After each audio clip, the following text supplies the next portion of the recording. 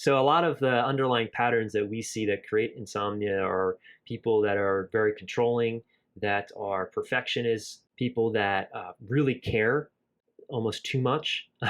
Usually people that are very intellectual experience a lot of insomnia. It's treating it like a problem or putting it on a pedestal. There's all these thought patterns that then create this underlying pressure that then keeps the body from, again, doing what it knows how to do, which is sleep. The body knows how to sleep. Welcome to the Natural Health Matters podcast, where it's all about maximizing your health potential so that you can look and feel your best at any age. I'm your host, David Sandstrom, naturopathic doctor and biblical health coach, and this is episode number 89. Today we have on the show Devin Burk. Devin helps high achievers and exhausted insomniacs get and stay asleep so they can wake up with more peace, power, and presence. He's a TEDx speaker. He's the best-selling author of The Sleep Advantage. His books, programs, and videos have inspired thousands of people to improve their sleep, energy, and life. Devin, welcome to Natural Health Matters. Thanks for having me, David. I'm excited to talk sleep with you. Well, I really appreciate you taking the time, and I've been looking forward to this conversation because sleep is a major issue. It's a super important holistic health thing, and a lot of people have trouble with it. So tell us a little bit about what you do. Just give us a 35,000-foot view of what you do. Yeah, so we help chronic insomniacs all over the United States mostly get and stay asleep using a holistic approach based in science. So essentially what we do is we remove the mental and physical barriers to somebody doing what their body knows how to do, which is sleep, versus giving them a Band-Aid like sleeping medication.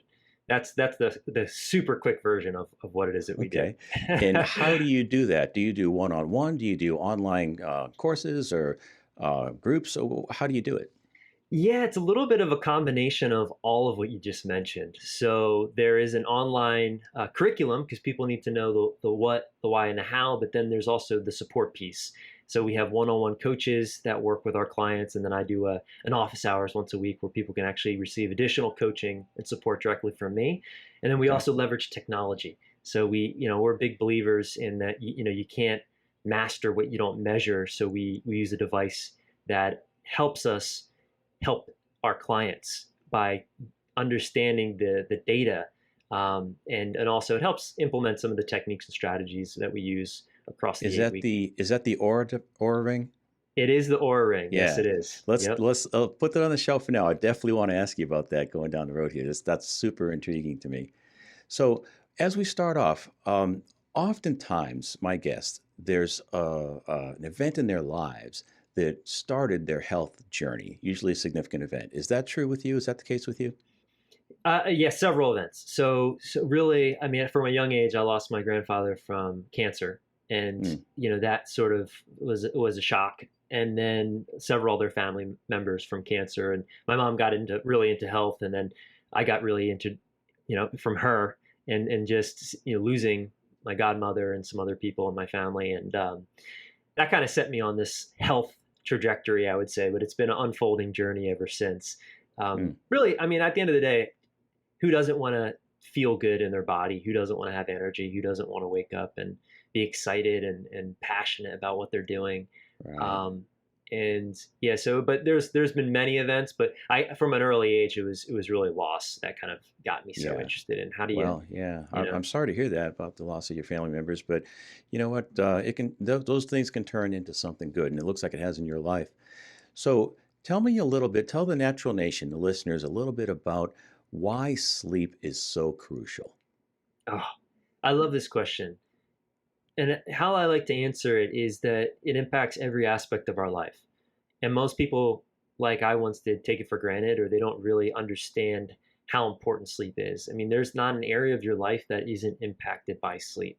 When I say not an area, I mean not an area. Longevity, focus, emotional health, meaning your relationships, your ability to come up with new creative ideas, learning, memory, every aspect of our lives is impacted positively or negatively based off of how well we slept. And so, if you want to live long, if you want to be creative and focus and have healthy relationships and be able to emotionally regulate and just feel good in your body, well, sleep is probably the best thing that you could the lever that you could pull to rise all of those things in your life. Absolutely. Was there a time in your life where you had trouble sleeping and you had to learn this stuff for yourself? I don't have a direct story like that. I get asked that all the time. And it was actually someone I was working with before, about 6 years ago, before I devoted myself to really helping people with this unique issue. I was working with a lot of high performing entrepreneurs, and somebody that I was working with, as you can imagine, running a business, running a family, was having sleep issues. And when I looked into what was available for this particular client, I was shocked that what I found was sleeping medication that had super strong side effects. That was a band-aid solution. Hmm. And then I stumbled into cognitive behavioral therapy for insomnia, which I saw, okay, this is valuable, but there's some areas that I think also could use some upgrading. Um, and so, long story short, I found that's what I found, and then I also started to understand how important sleep was. So I was able to help this person, and I said, well, if I can help this person, then I can help thousands, thousands, millions of people, which millions of Sure. people have this issue. And that Yeah, was really what inspired me to found Sleep Science Academy and the work that I do now in the world. that is super cool. So, a lot of people in my health coaching practice, I've found trouble sleeping to be very, very common, and even in my personal life as well. So, why do you think that is? Why do so many people struggle with sleep? So it's a difficult question to answer, but from a 30,000 foot view, it's stress. It's mental, emotional stress, it's physical stress, it's environmental stress. It's also that solving sleep issues can be a bit confusing and paradoxical. It's the one thing that the harder you try it, the worse you get at. And Right. so people treat it like it's a problem, and sleep isn't a problem, it's a result, or a lack of sleep, it's a result. So if you treat it like a problem, then it creates a problem. so Right. so there's a lot of things don't seem to make sense in it. Like, you would think, okay, well, I'm not sleeping well, so I should spend more time in bed. Well, actually, no, you shouldn't spend more time in bed. That's actually the opposite what you should do, because that anchors your bed and bedroom with wakefulness or hyperarousal.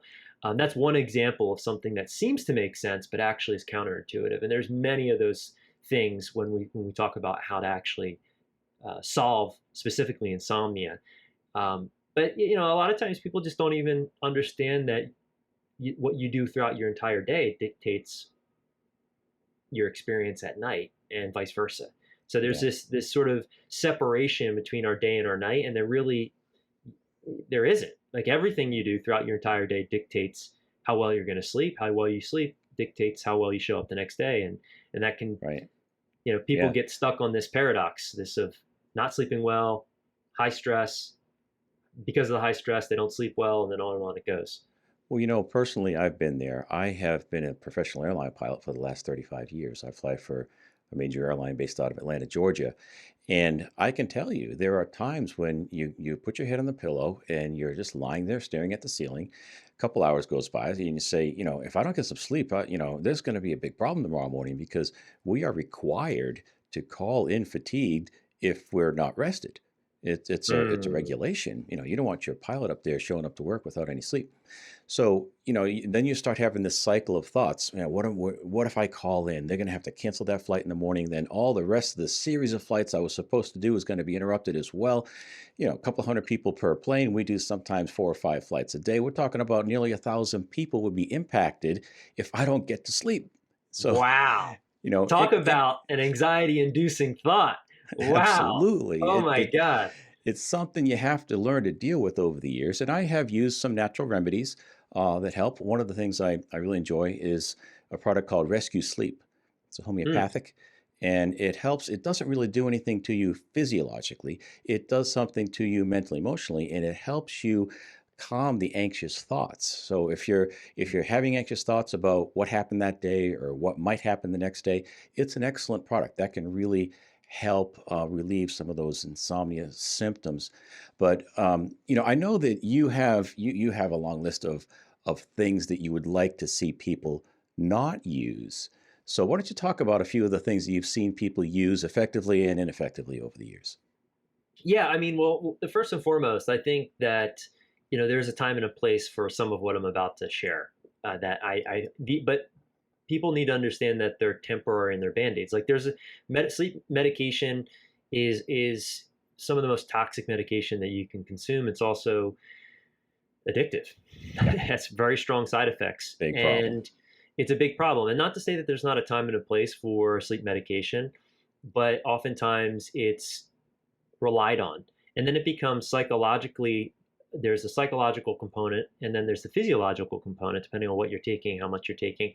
And I've seen people, and I literally, David, I've spoken to thousands of people over the last 6 years who've had this Uh-huh. issue.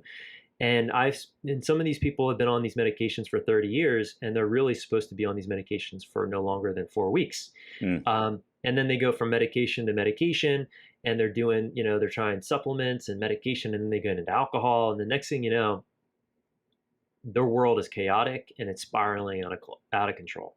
Right. And so, again, those are band-aids. They don't address the underlying cause, which in most cases it is between our ears. It's the thoughts and the beliefs, the habits, the behaviors that we're doing and we're not doing, suppressed emotion. It's there's so many things that people just, for whatever reason, it's just not in their awareness, that really need to be looked at, and they need to be supported on and through to then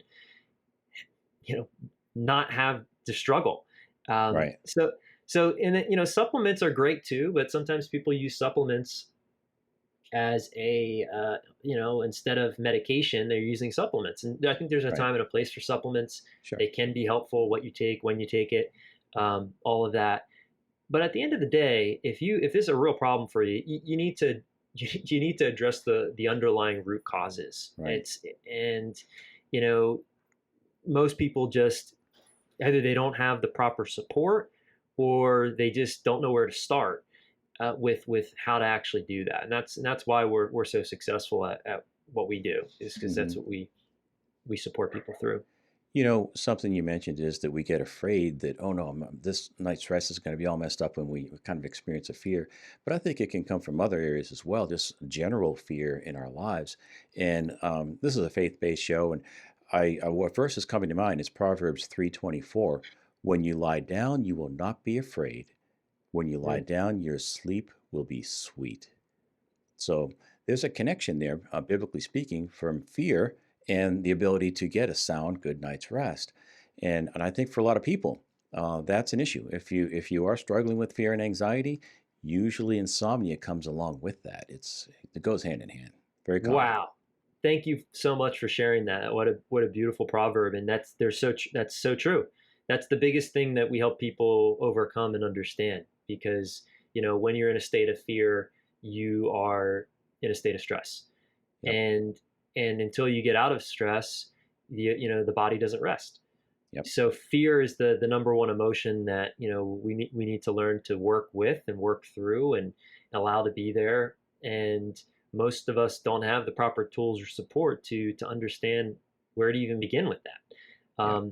Which is why the practice of acceptance, embodied acceptance, is one of the most transformational tools for sleep. hmm So And talk that's to us a little bit more about that. What does that mean? Yeah, so most of us, most of the time, are in a state of resistance to, we can just say, what is. And so what we teach at our academy and through our coaching is helping people learn how to accept things even when they don't like them. And this could be uncomfortable sensations in the body. This could be events that happen the way that people didn't want them to happen. So there's first it starts with intellectualizing acceptance, but then you actually can start to what we call embody it. And when you embody it, that's when your body actually comes into homeostasis or resonance with its natural rhythm. And from that place, your body sleeps. And so it does take practice, and because we're so conditioned to be quite in the opposite all the time of what life's giving us. It's so a lot. It doesn't seem to make sense of, well, how I don't understand, like, well, how if I'm accepting this, people have a lot of confusion around it. But once it clicks and you really start to embody, acceptance, life gets lighter, your sleep gets better. It's like magic, but Hmm. it has to be learned, and it's a practice, and it's not always an easy one because again, most of us are trained in the opposite of So acceptance, which are is you saying resistance. that acceptance means we're going to accept the idea that our to-do list is never going to be 100% complete, or there's something that's imperfect that we'd like to see improved that hasn't happened yet? Is that what you're talking about? Yeah, so I think, and there's a distinction between acceptance and resignation. I think a lot of people get confused. So you can accept something and still do something about it. But yes, like what you just mentioned, David, would be perfect examples of just, hey, focusing on what's in your control and what's out of your control, and knowing, you know, what actually is in your control. So a lot of the underlying patterns that we see that create insomnia are people that are very controlling, that are perfectionist, people that really care a lot, almost too much Hmm. Yeah. about. And so there's certain patterns, thought patterns, beliefs that tend to, usually people that are very intellectual, experience a lot of insomnia. Uh, Um, it's treating it like a problem or putting it on a pedestal. There's all these thought patterns that then create this underlying pressure that then keeps the body from, again, doing what it knows how to do, which is sleep. The body knows how to sleep. That's an excellent point, and I wanted to bring that up again. I'm glad you did. Is that our bodies know how to sleep, right? And they know how to wake up when it's time. And a quick story. I used to wear glasses. I'm 59 years old, and when I was 40 years old, my vision started to get weaker. I never wore glasses up to that point, but then I had to go get some distant glasses. I had to wear glasses for my distance vision. And everybody, the older guys at my profession said, "Oh yeah, it happens to everybody around 40 years old." Well, I wore my glasses for a couple of years. I had 20/70 distant vision. And then I came across a method called the Bates method for vision improvement. And I bought an audio course and I did that program, and I threw away my glasses. I'm Mm-hmm. 59 years old and I still have 20/20 vision or better. I don't wear glasses anymore. And the ophthalmologist will tell you, well, yeah, when you get older, your cornea gets harder, and it's harder for your eyes to focus on things. So that's why you need glasses, and you need my services for the rest of your life. Well, if that were true, I would not have been able to throw away my glasses for the last almost 2 decades. And Amazing. so it reminds me, and a lot of people say, oh, so it's exercises for the eyes. Well, no, it's not. It's actually the exact opposite. It's more like yoga for the eyes. And Mm. you stop trying, you stop the striving, you stop the squinting and the staring, and you just let your eyes do what they know how to do, is connect with your brain, and your vision improves. It's amazing. And I was reminded of that when you said, yeah, just let your body do what it already knows how to do. That's exactly right. As a naturopath, we want to lean on that God-given wisdom of the body to let it do what it already knows how to do. Our jobs as practitioners is to just get the obstacles out of the way. That's it. I mean, I couldn't agree with you more. And it's really that simple. And I call it innate intelligence, or you can call it God, or there's a lot of names for it. But Hmm. it's like we just get in the way, Right. and so the more we can get out of the way, it's like you don't have to think about your heart beating, you don't have to think Yep. about your lungs breathing. That happens. That's right. How is it happening? That's beyond our understanding. So That's right. it's like it's the same thing with sleep. And as soon as people get that, and I mean when they really get it, all of a sudden, even after 30 years of trying all the things, the therapies, the functional medicine, all the things, um, all of a sudden they start to sleep, and they think Yeah. it's a miracle. And it's not a miracle. It's just I mean, yeah, it is a miracle because our Kind of bodies are a is. Yeah. miracle. It Yeah. is It kind of a is. miracle. Right. Right. But it's not a miracle in the way that I think that most people are thinking about it as a Right. miracle. It's Yeah. it's a natural miracle. So could you share some of the techniques that you teach people? You mentioned starting earlier in the day, not just thinking about sleep when it's bedtime, but thinking about preparing for your night's sleep throughout the day. What are some of the things you share with your clients? Yeah, one of the big things that is so simple to do, but what's simple to do sometimes is challenging for people to actually execute on, is actually not have your schedule be back to back. And we work with a lot of high performing entrepreneurs, business owners, also moms, grandmas, But a lot of times people that have these hectic schedules, they don't allow space in their day. And the reason why that creates an issue is because the body builds up tension and pressure, or we can call it stress. And if you're not discharging that throughout the day, you take that with you right into your night. And we call that taking the day into the night. So we teach people to take micro breaks throughout the day to discharge some of that tension and pressure that builds up. And it's not always bad stress. It could be you're really focused on a project that you love and you're an architect and you're designing a home and it's like super exciting. Yeah. There's still an energetic aspect of contraction that needs to be released after a period of intense focus. And when you do that, we call it releasing the pressure valve throughout the day. There's not so much pressure to release when you're in bed. Oh, that makes total sense to me. Yeah, it's real simple. And when people get that and they actually implement it, it improves their sleep. And not just for some people, like all people. So, Yeah. yeah. Well, now that brings up the concept of the Aura Ring. I know you wear the Aura Ring, and it gives you a snapshot or a picture, so to speak, of your stress levels throughout the day and how you're handling stress. So let's talk about the Aura Ring a little bit. Yeah, I mean, it's an amazing device. What it does is it just like you'd go and get a blood test and you say, oh, you have high cholesterol, go on this diet or take this medication, or it gives you information, and then what you do with that information is up to you. But what the Aura Ring does is it measures some really important metrics that help people understand their bodies. And the more you can understand the body, the more you can take action to improve. And so heart rate variability, that's a measure of stress.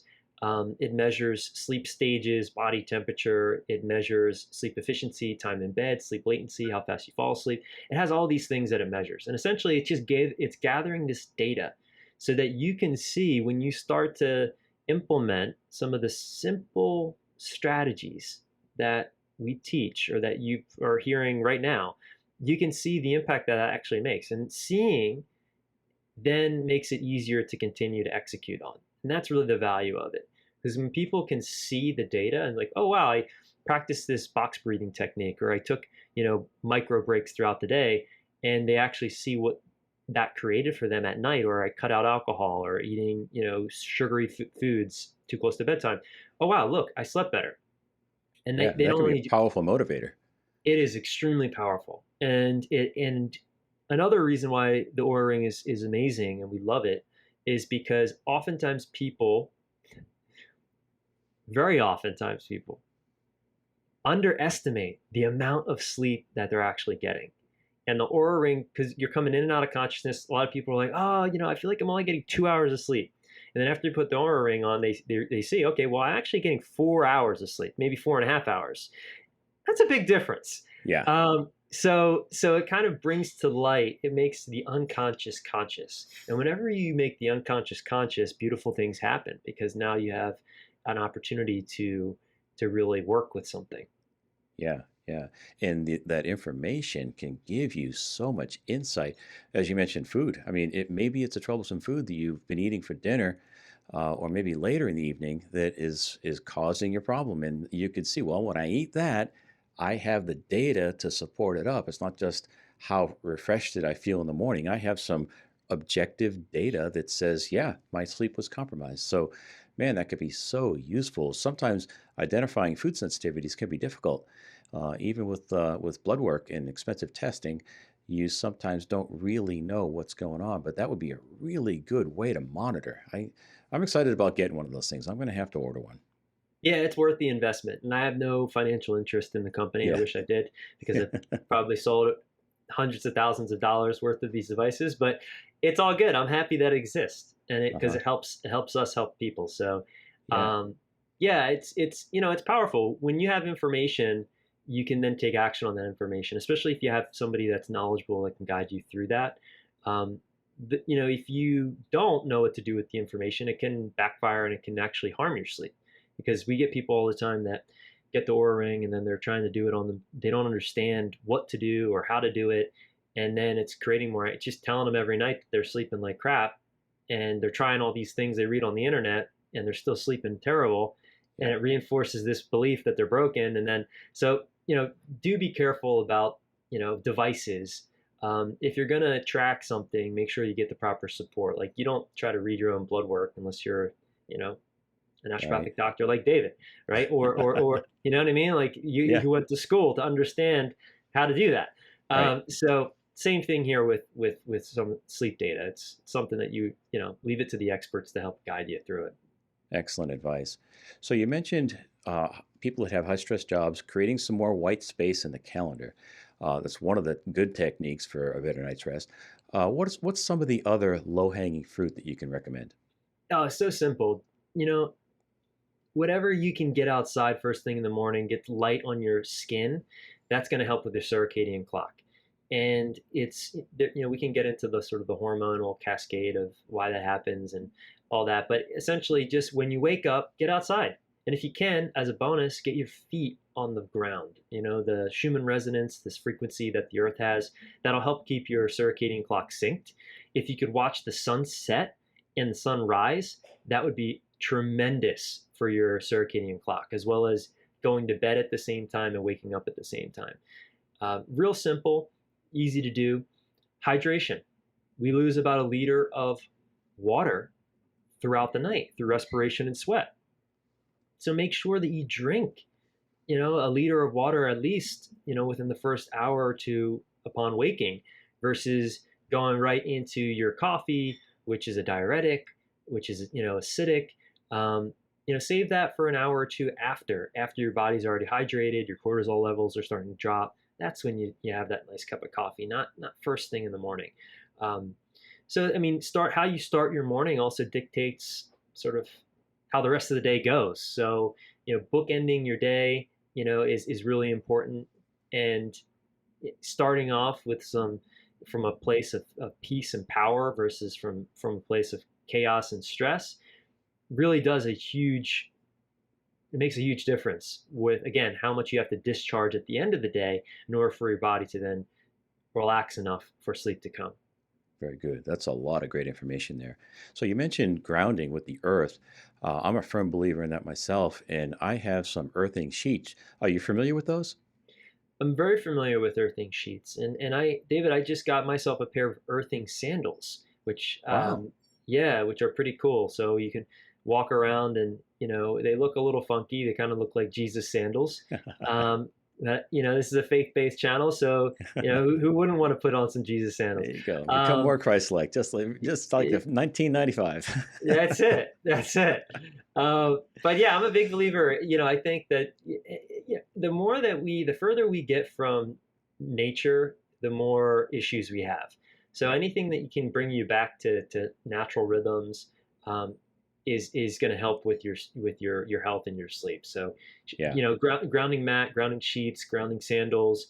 You know, there is some very interesting technology coming out that can block certain types of you know EMFs, electromagnetic frequencies that can sort of impact hypersensitive people. But at the end of the day, the easy thing to do is just get your feet on the ground. You know, Yeah. it's pretty easy. hmm So I'm assuming you shut your phone off at night or put it in another room. Yeah, I turn it off. So I Yeah. turn it off, and yeah, it's pretty simple to do. I mean, people have a hard time. I get a lot of pushback on that from people. Well, what if my kids call, or you know, I know you know your mother is sick or something like that, and I understand that. So you know, it might not be um, appropriate time for everyone to do that, but if you Right. can, that makes a difference. Yeah. You know, you're not getting this magnetic frequency blaring at your body Yeah. for the hopefully 8 hours that you're in bed. Another thing I do is we have Wi-Fi in the house, which is not the healthiest thing in the world, but today's day and age, we use it. We use it a lot throughout the day. So I've kind of conceded that one little unhealthy habit is to have some Wi-Fi, but I have it on a timer and it goes off at 10 p.m.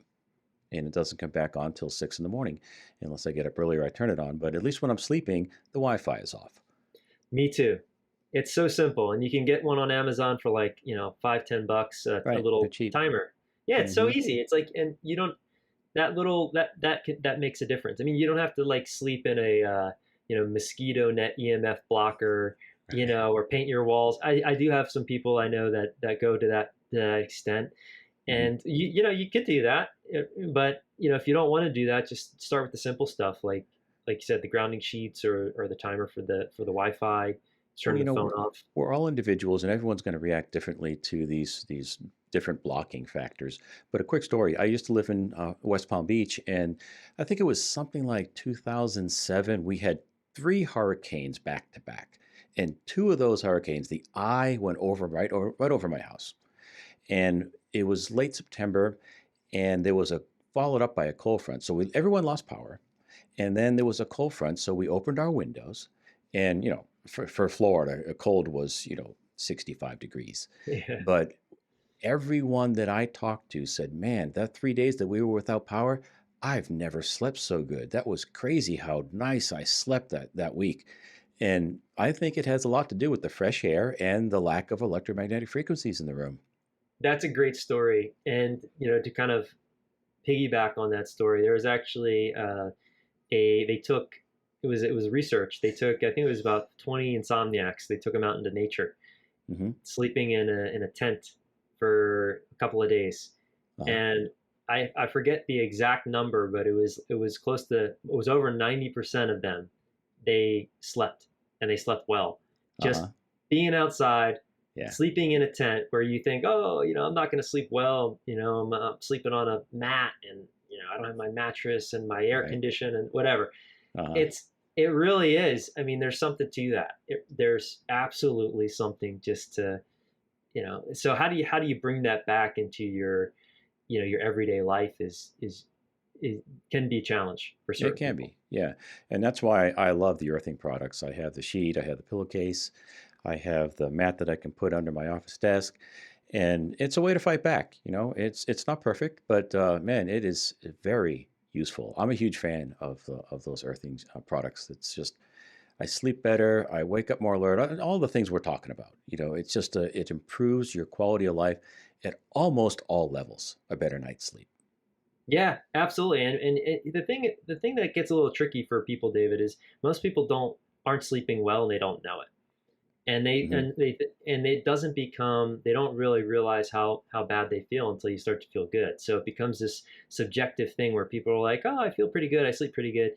But then when you really start to analyze it, even for people that don't have like sleep issues, and you see, well, you're not getting enough deep sleep or REM sleep, there's so much more you could possible if you improve the quality of that sleep. You would Right. just feel even that much more better. Like, you don't realize that right now you might be feeling, you're at 75%, and you could be at like 95% if you Right. just, you And you know, might have been at that 75% for so long that it feels normal. that exactly. And that's Hmm. that's that's unfortunate. Yeah, yeah, it is. So, do you have any recommendations for falling asleep faster? Sometimes people say, well, I'm sleeping okay, but it takes me a long time to get to sleep. Any recommendations there? We call it a bed buffer. And what that means is, again, people take their days into their nights. So we practice a bed buffer, and that's part of our 3-2-1 sleep. So 3 hours before bed, you stop eating because that gets in the way of deep sleep, which is what we get most of in the first quarter of the night. 2 hours before you want to be asleep, you stop working. And then 1 hour before you want to be asleep, you implement a bedtime routine. And this is sleep hygiene.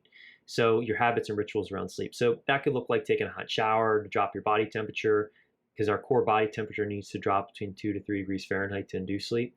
That could look like reading a book. I usually like to read spiritual books. Right Hmm. now, I'm reading this fantastic book about a man who was silent for 17 years and walked for 22 years, and it's his diary. Just Wow. fascinating book. Yeah, really Wow. cool. Called Planet Walker. Um, so anyway, a book that's non-stimulating, a book that sort of that's relaxing. Doing Hmm. something that's going to get you into the parasympathetic nervous system response will help your Yes. body fall asleep faster. The thing that people need to understand is you can't rush sleep, and in trying to do so, it'll take you longer. So, you can't will or force or try to control your sleep. The more you try to do that, the longer it's going to take you to fall asleep, and the worse you're going to sleep. Right. It's going to work against you. Even though it doesn't feel that way, that's what happens. Yeah, you can't. It's like, oh, if I felt, that's, if you find yourself and you're getting frustrated, or you're trying to, like, I need to be asleep by this time, and you're getting like, that's just gonna, you're gonna continue to not sleep well, and it's going to take a Hmm. long time. So just again, Right. if you're having issues, practice acceptance. But do the things that I just mentioned. 3-2-1 sleep, the bed buffer. Those things make a huge difference as far as sleep latency. Uh-huh. There's something else I want to mention too. You mentioned we use up a lot of water during sleep because we're detoxifying and we're losing hydration every time we take a breath and exhale as well. So I like to drink a couple of 8-ounce glasses of water as soon as I wake up. I brush my teeth first, but then the first thing I'll do is get a couple glasses of water. And it sounds like a lot when people first start that habit, but man, once you do it, you're going to really miss it if you don't get a chance to do that because it's your body is craving hydration first thing in the morning. Yeah, and the quality of your water is really important. I've experimented this with over the years. And if people are if you're not drinking pure water, like good water, it tastes bad. It your body doesn't absorb it as much. Like I know for me, when I drink really good water, I can drink way more of it because my body recognizes that this is clean, good, natural spring water. Out Yeah, of glass bottle, or we have a Berkey filter here because the water here in Florida isn't very good. right. Um, filters out the fluoride and all the heavy metals and things like that. But the quality of water, it'll taste better, and your body will be able to handle more of it if you're getting high quality water. Yeah, absolutely. And spring water is the best. Yeah, I agree. Yeah, And totally. if you're gonna buy it in glass bottles. I love Mountain Valley is a great company, and Yeah, Aquapana is another one. yeah. It's those waters that water you can drink goes down, and the body I knows think it's good stuff. Mountain Valley is the most delicious water I've ever tasted. It's incredible.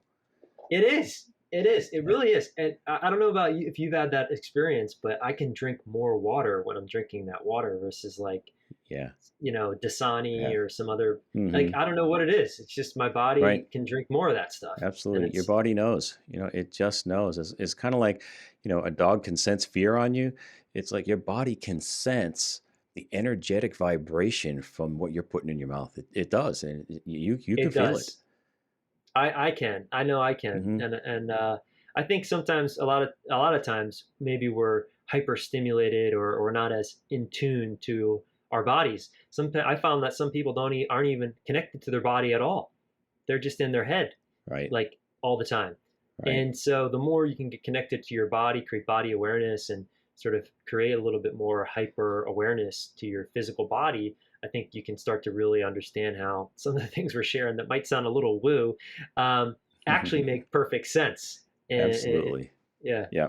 Well, it's my contention. I haven't said this yet on this episode, but it's my contention that we maximize our health potential when we align our lives more fully with God's natural design for spirit, mind, and body. And that falls right into what you're saying. We have to get in tune with our bodies. They're always talking to us. They tell us when we're thirsty. They tell us when we're tired. They tell us when we're itchy, sweaty, you name it. There's a lot of things that our bodies, a lot of ways the body will communicate with us if we just pay attention. yeah. Why do you think so many people don't pay attention? What do you think?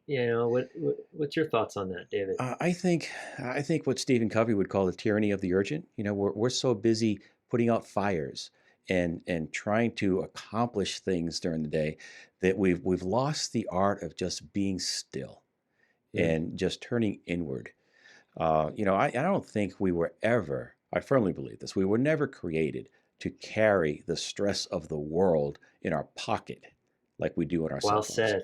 Wow. You know, Well said. we are constantly being bombarded with, the earthquake, the shooting, you name it, the wars. Centuries ago, people never had to deal with that burden, but we Mm. do. And I think it's very important that we make a conscious effort to disconnect once in a while. Not that we don't care about those people and what's going on. I think there's a time and a place to pray for those people and do what we can. But there's also a time and a place to let it go and understand that I have limits to what I can do. And worrying about this 24/7 is not doing anybody any good. Well said. We have a term for what you just said at our academy, and we call it controlling the inputs. So oftentimes people don't are not taking responsibility for the inputs, and the inputs of what's going into their brain coming Mm, from the things that's in their pocket, in their TV. And hmm. if you're not consciously controlling that, it's controlling you. And Yes. that's dangerous because you're going to be stressed, you're going to be in fear, you're going to be confused, and Yep. you're going to be easily manipulated, to be honest. And a Yes. lot of times people are, and they're not even aware of it. And so disconnecting, and I think getting to stillness is one of the most powerful things, just in general for health, but also for sleep and for just being connected. So there's, it's so needed. The stillness is so Yeah. needed. Well, as you know, I'm a follower of Jesus Christ, and Jesus modeled that for us. There were times we see in the gospel account that Jesus was ministering to the big crowds, and the whole town showed up, and he was talking and healing people, and very busy. Then there were other times where he spent the time alone with the disciples, the small group setting, and then there were plenty of times where the Bible records that Jesus pulled away, and that nobody knew where he was, and he was Mm. spending some time in prayer and fasting. That's a good model for us to follow. We don't want to be isolated from the world. We don't want to be isolated from friendships and relationships. Those are very important health building components. But at the same time, we've got to make sure we've got some alone time. We've got some downtime because that's just as important as well. We need a balance. Man, that is amazing.